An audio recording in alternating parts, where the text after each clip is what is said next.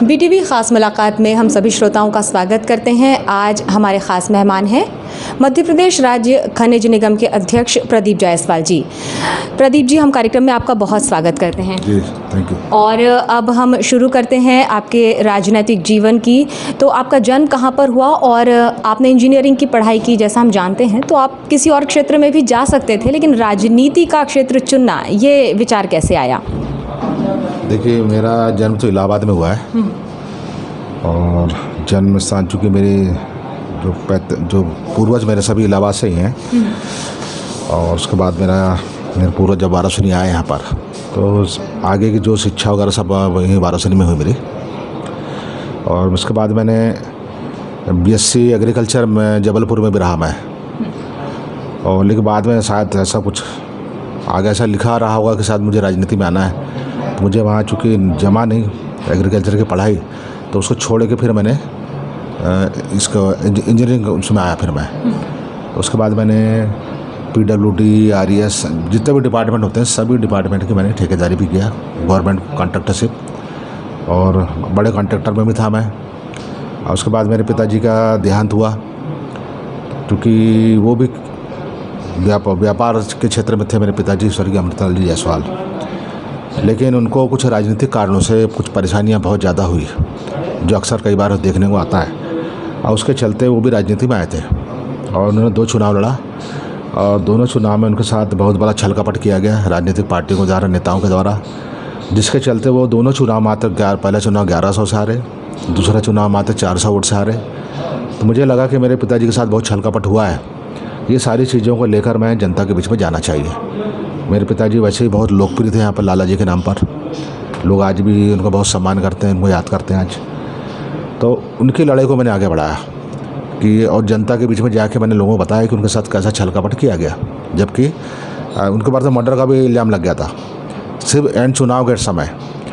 तो मैंने जनता को यही बताया कि उनको उस अपराध की सज़ा मिली मेरे पिताजी को, जो अपराध उन्होंने किया भी नहीं था, क्योंकि बाद में जब चुनाव के बाद दूध का दूध पानी का पानी हो गया, लेकिन उस मुद्दे के कारण चुनाव हारना पड़ा। तो उस लड़ाई को मैंने आगे बढ़ाया और मुझे मतलब संतुष्टि है कि जनता ने इस बात को समझा। और उन्होंने मुझे पहला चुनाव 1998 में जब चुनाव लड़ा, तो उसमें मुझे सफलता मिली और मैंने उन्हीं राजनीतिज्ञों को जिन्होंने मेरे पिताजी के साथ छल कपट किया था, उन सारे लोगों को मैंने 11,000 वोट से हरा। उसके बाद दूसरा चुनाव लड़ा, फिर तीसरा चुनाव लड़ा, इस तरह से आज 4 चुनाव लड़के मैं इस राजनीति में आया मैं। जी, आप बालाघाट में आपने अपने राजनीतिक जीवन की शुरुआत की। कांग्रेस से कैसे जुड़े आप? किसका प्रभाव आपके ऊपर ज़्यादा रहा? देखिए, माननीय कमलनाथ जी के साथ जुड़ा मैं, मेरे पिताजी के देहांत के बाद उनसे जुड़ा मैं, और उन्होंने काफ़ी मुझे मदद की। राजनीतिक दृष्टिकोण से देखा जाए तो एक गुरु के रूप में उन्होंने मुझे आगे बढ़ाया, और उनके माध्यम से, उनके आशीर्वाद से मैं राजनीति में आया, मुझे टिकट भी मिली। तो उसके बाद से मैं लगातार जो है तो जिला कांग्रेस कमेटी का अध्यक्ष भी रहा मैं 8 साल। और कॉलेज के टाइम से मैं क्रिकेट से जुड़ा रहा। आज भी बहुत बड़ा टूर्नामेंट वाराणसी में होता है पूरे मध्य प्रदेश लेवल का, तो उस क्रिकेट के माध्यम से बहुत कुछ सीख के ये सारी चीज़ के अनुभव, खेल कूद के अनुभव को मैंने इस राजनीति में लाया।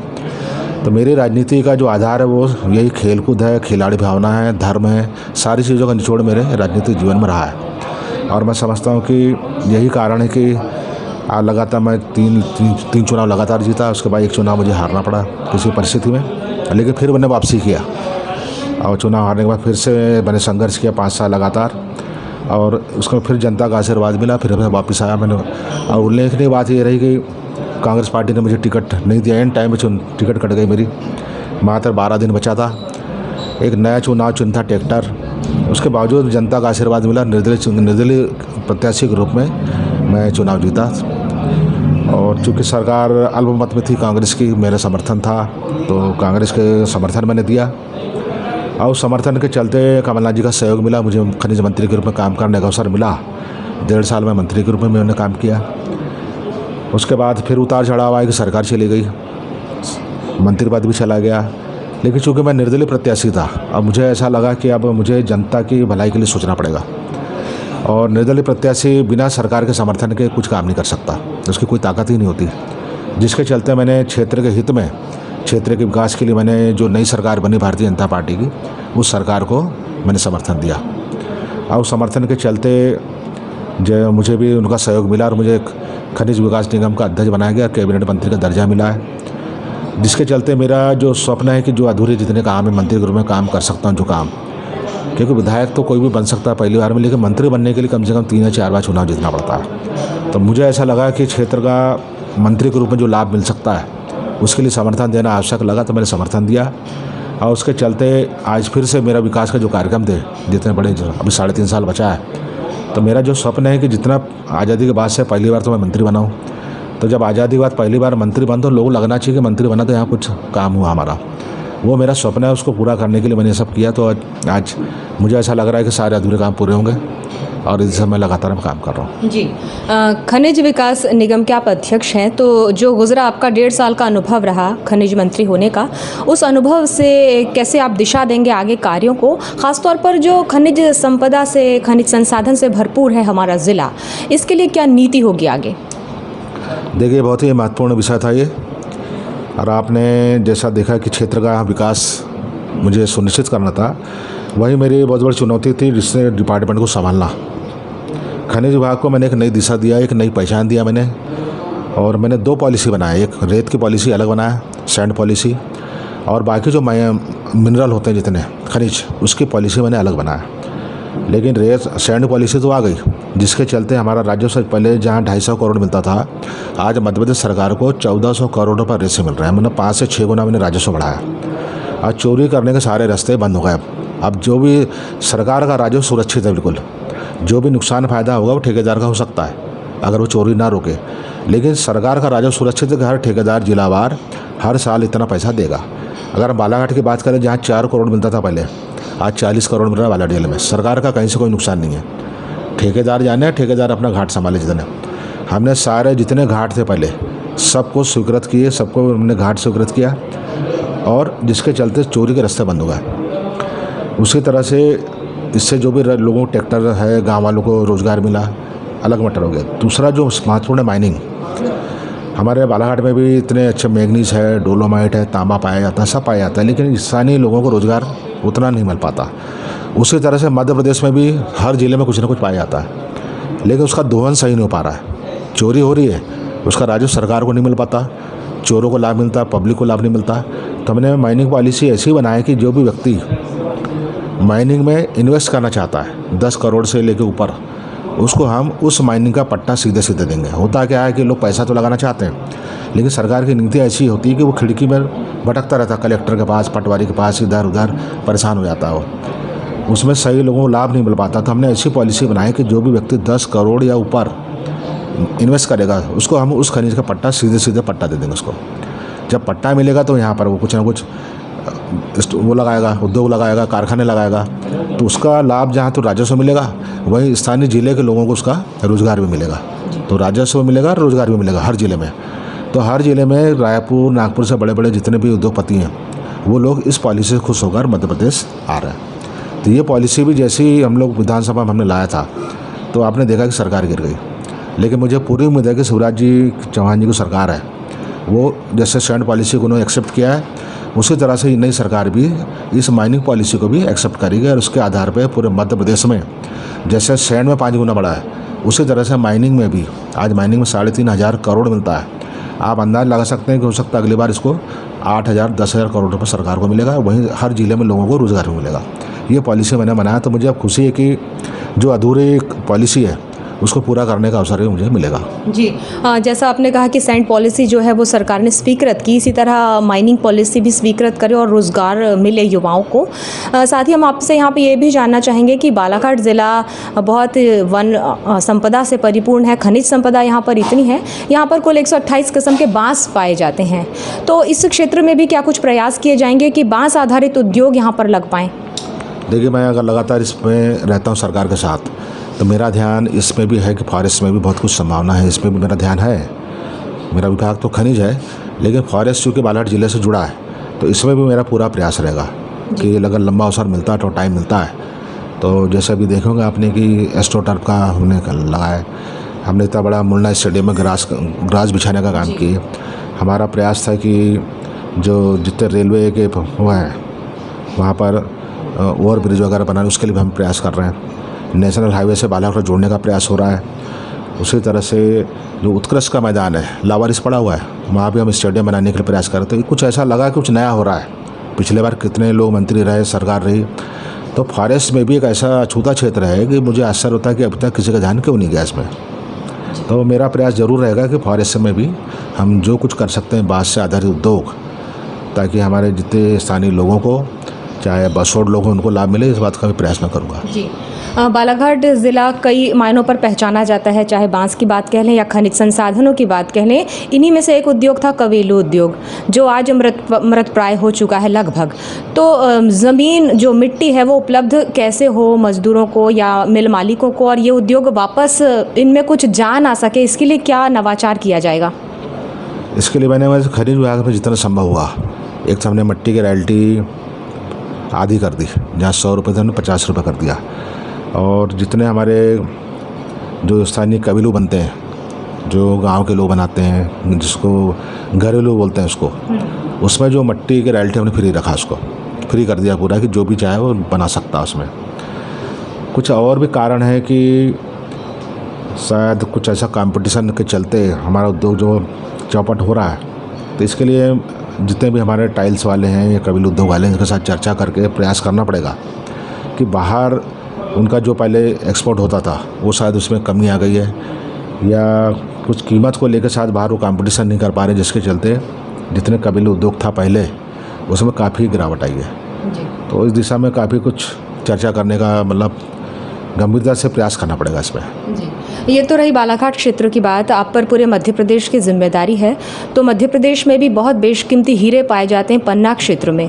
वहाँ के रहवासियों के लिए हीरे से जुड़े रोज़गार के लिए क्या संभावनाएं आप देखते हैं आपके आने के बाद? देखिए, मैंने जैसे कहा कि खनिज सरकार गिरने से जो अधूरे काम हैं, मेरी चिंता थी कि अधूरे काम कैसे होंगे, लेकिन अब मुझे लग रहा है कि अधूरे काम पूरे हो जाएंगे। उसमें एक महत्वपूर्ण था ये डायमंड पार्क पन्ना में, और एग्जीबिशन सेंटर भी हमने बनाया। देखिए, हीरा 50 लाख करोड़ों का हीरा निकलता है, लेकिन मार्केटिंग वहाँ नहीं होती। वो जब बॉम्बे जाता है, उसको फिनिशिंग करने बॉम्बे भेजा जाता है। तो इस चीज़ को मैंने लाया कि डायमंड पार्क हम पन्ना में बनाया जाए, और डायमंड पार्क में उसकी फिनिशिंग भी हो, और एग्जीबिशन सेंटर, मतलब जहाँ व्यापारी आके देख सकें उसको, वो सेंटर भी हमने छतरपुर में डालने के लिए हमने योजना बनाई है, प्रस्ताव है। और अभी जो नए खनिज मंत्री बने अभी, उनके साथ भी मेरी चर्चा हुई है कि ये सब जो प्रोजेक्ट है उसको पूरा किया जाए। चूँकि हमारे खनिज मंत्री वहीं के रहने वाले पन्ना के, तो मुझे पूरी उम्मीद है कि वो इस दिशा में आगे बढ़ेंगे और इस दोनों जो प्रोजेक्ट हमारा इसको पूरा करेंगे। तो इससे हमारे मध्य प्रदेश का एक तो राजस्व बढ़ेगा, जो महाराष्ट्र बॉम्बे में पैसा जा रहा है वो पैसा सरकार को मिलेगा, और स्थानीय लोगों को रोजगार भी मिलेगा। तो ये प्रोजेक्ट मेरा है। अब मुझे पूरी उम्मीद है कि हमारे नए खनिज मंत्री मेरा पूरा सहयोग लेकर, जैसे हमसे चर्चा हुई है, ये प्रोजेक्ट भी पूरा होगा। जी, ऐसे ही फर्शी उद्योग है जो शिवपुरी का है, और ऐसे ही कुछ अन्य स्थानों पर अन्य खनिज संपदाएं हैं, तो वहाँ के लोकल लोगों को उसका फ़ायदा मिले, इसके लिए क्या नीति होगी आगे? इसके लिए कई जगह हमारे कोर्ट कचहरी की दिक्कत जाती है। हमारे सम्मानीय न्यायालय से कुछ ऐसे आदेश हो जाते हैं, वो एक जगह के लिए होते हैं लेकिन पूरे प्रदेश में लागू होते हैं, जिसके चलते हमारे कुछ परेशानी ज़रूर हुई है। लेकिन फिर भी हम लोग प्रयास कर रहे थे कोर्ट में हम अपना पक्ष रख के, ऐसे फर्शी पत्थर है, इन सब चीज़ों को मतलब सरलता से लोगों को मिल जाए।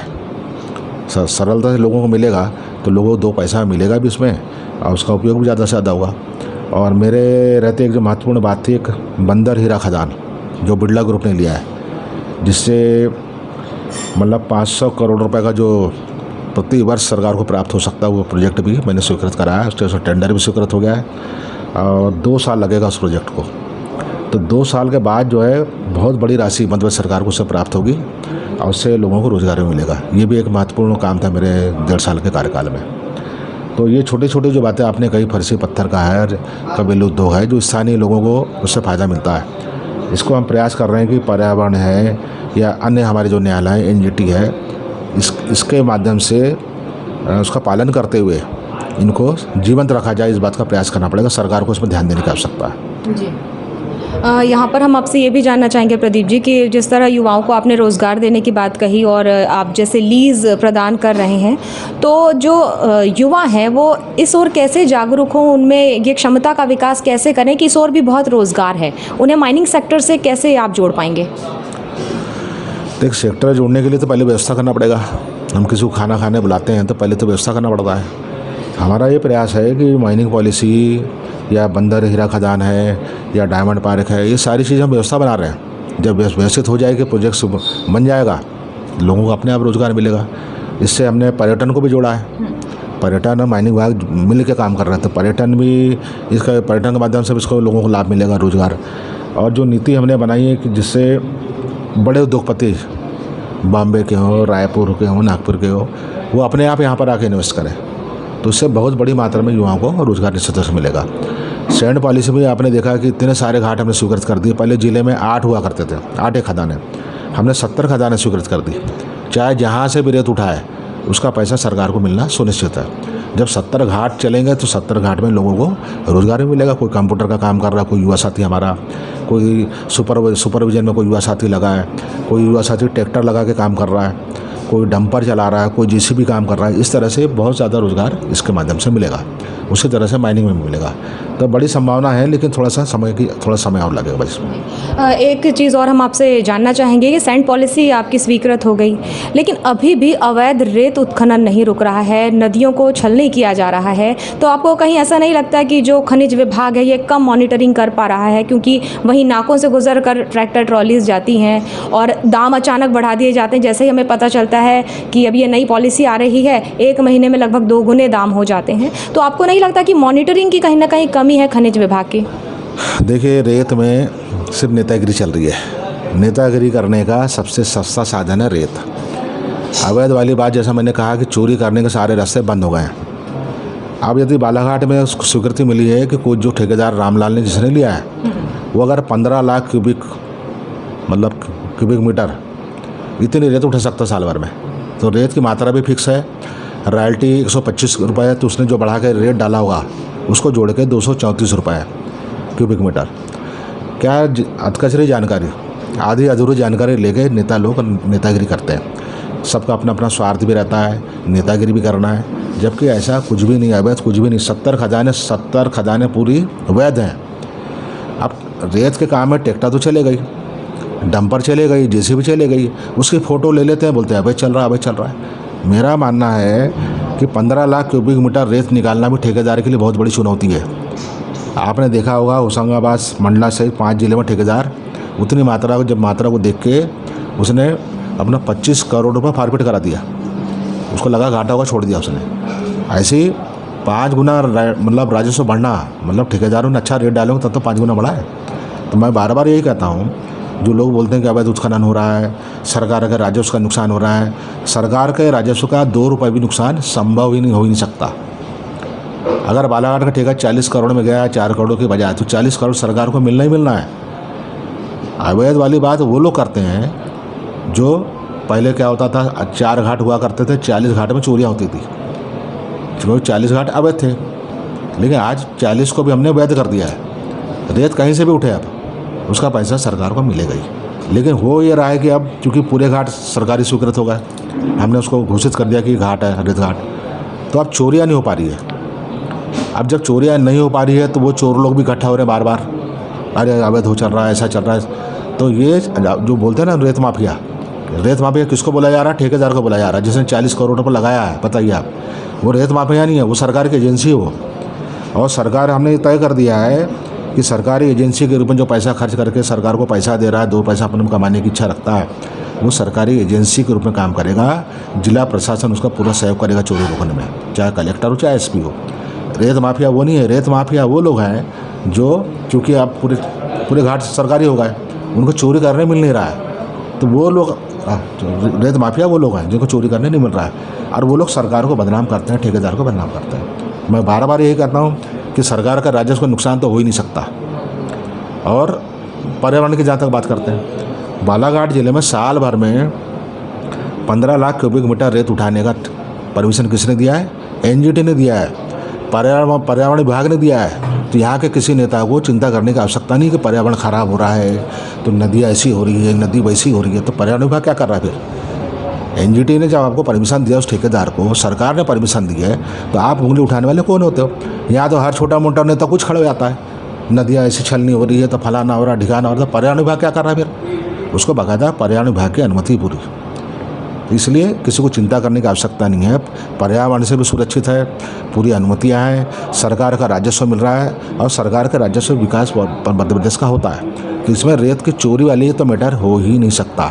जो भी व्यक्ति ऐसा कर रहा है तो उसको मेरा यही निवेदन है कि पहले पूरी जानकारी ले ले, रॉयल्टी कितनी है, उसके बाद पूरी अनुमति है कि नहीं है, 70 घाट का पूरा लिस्ट पढ़ ले पहले। वो बिना जानकारी के आरोप लगा के ये लोग नेतागिरी करते हैं, बस मेरा ही कहना है। जी, तो ये तो रही आपके राजनीतिक दौर की बातें। अब हम सामान्य तौर पर प्रदीप जायसवाल जी से बात करें तो जब वक्त मिलता है इन सारे कार्यों से, खाली समय होता है, तो शौक़ क्या है, क्या करना पसंद करते हैं आप? देखिए, समय तो मिलता ही नहीं है, फिर भी हमारे जितने भी हमारे सहपाठी के दोस्त लोग उनके साथ कभी डिनर वगैरह में बैठने का मौका मिलता है, बहुत मुश्किल से, तो उसी का बस आनंद मिल पाता है। और फिर गांव, जैसे हम लोग दौरे पे जाते हैं, गांव जाते हैं, तो वहाँ के युवा साथियों के साथ कभी क्रिकेट खेल लेते हैं, कभी उद्घाटन में चले गए, कुछ चले गए।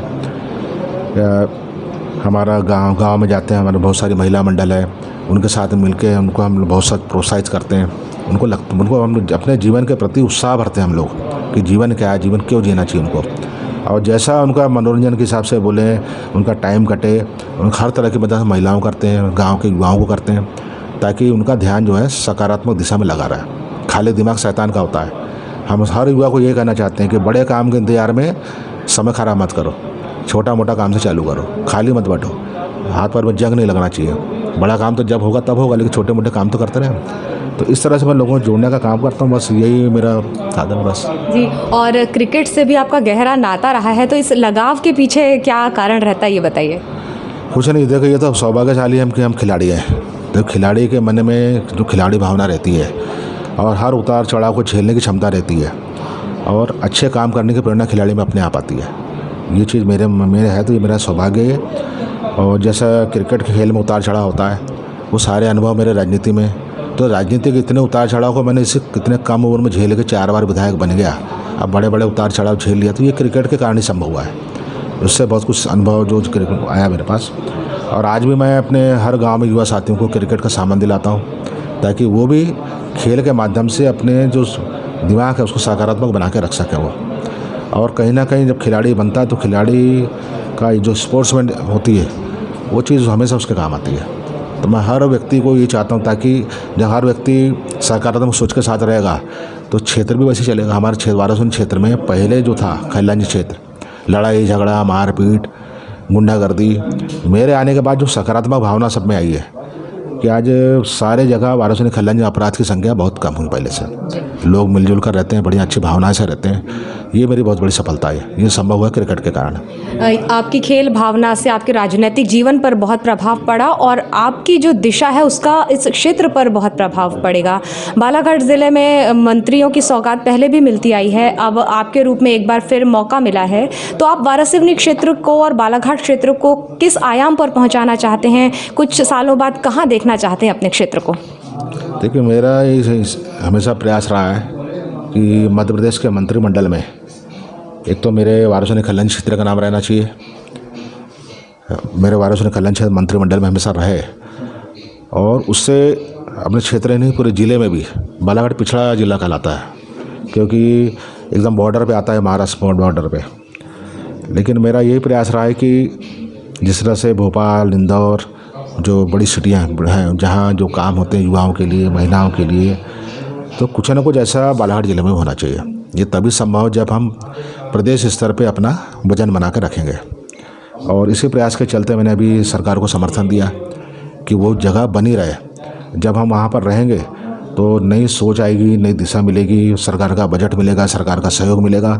तो उससे बालाघाट ज़िले में जो मैं पहले क्या हुआ इसमें नहीं जाना चाहता, लेकिन मैं दिखाना चाहता हूँ कि हमने 5 साल में कुछ अलग किए। और हर दृष्टि, चाहे आवागमन के दृष्टिकोण से देखा जाए, रोजगार की दृष्टि से देखा जाए, खेलकूद की दृष्टि से देखा जाए, हर दृष्टिकोण से बालाघाट में बहुत कुछ संभावनाएं काम करने की है। जैसे खनिज में मैंने पॉलिसी बनाया, उसी तरह से अन्य जगह में मेरा ध्यान रहेगा कि हम गांव-गांव में बड़े बड़े पुल पुलिया जरूरी होते हैं। हमारा नेशनल हाईवे से हमारा जोड़ हो सकता है, कान्हा किस लिए हमारे पास में है, इसको हो सकता है। फॉरेस्ट में बहुत कुछ काम करने की संभावना है। बालाघाट जिला मुख्यालय आप देखो, आप इतना कंजेस्टेड हो गया है कि ट्रैफिक जाम रहता है 24 घंटे। अब मैं यही कहूँगा कि अब आग लगी तो हम कुआँ खोदने जा रहे हैं, जबकि ये पहले से हो जाना था। तो कहीं ना कहीं हमारे पूर्व नेताओं की लापरवाही कहूँ, जैसा भी उनका ध्यान नहीं रहा, मैं वो चीज़ नहीं हो पाई जो अब तक होना था। और ये सारी चीज़ें मेरे दिमाग में हैं और मैं यही प्रयास कर रहा हूँ कि मैं वो स्थान पे रहूँ जहाँ से ज़िले में सारे जो विकास है, ये सारी चीज़ें बालाघाट ज़िले में आ सके, जो हमारे बुज़ुर्गों को नहीं मिल पाया, जो हमको नहीं मिल पाया, लेकिन हमारे आने वाली पीढ़ी को मिलना चाहिए। मेरा ये प्रयास है जी। और अब कार्यक्रम के आखिर में तमाम जो हमारे दर्शक हैं उनके लिए क्या संदेश देंगे आप? उनको यही कहूँगा कि अब विकास जो होता है, हम हर तरह का सामाजिक, राजनीतिक, धार्मिक, आर्थिक, हर इस तरह का विकास जो है राजनीति के माध्यम से ही संभव है। अब लोग बोलते हैं कि राजनीति में नेताओं की छवि बहुत ख़राब हो गई है। मुझे भी कई बार लगता है कि हम भी उसी नेता की छवि उसी में आते हैं, लेकिन हर नेता भी वैसा नहीं होता, ना हर कर्मचारी वैसा होता है। इतने डॉक्टर होते हैं, हर डॉक्टर भी वैसा नहीं होता कि हम उसको एक ही श्रेणी में गिना जाए।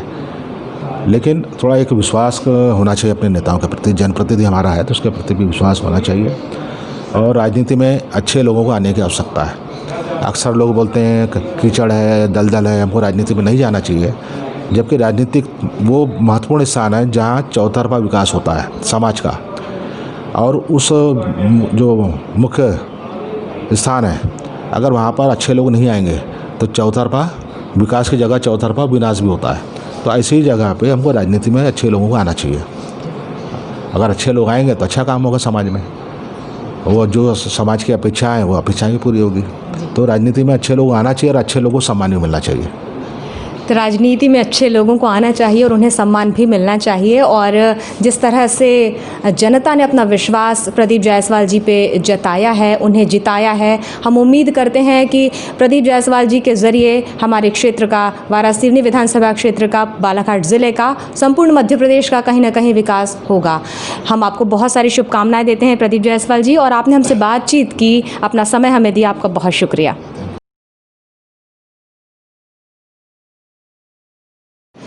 खास मुलाकात में आज हमारे मेहमान थे मध्य प्रदेश राज्य खनिज निगम के अध्यक्ष प्रदीप जायसवाल जी। अगले क्रम में कौन होंगे हमारे मेहमान, जानने के लिए देखते रहिए खास मुलाकात। शहबाज खान के साथ अब माधुरी कटरे ब्रह्म को BTV से दीजिए इजाज़त। नमस्कार।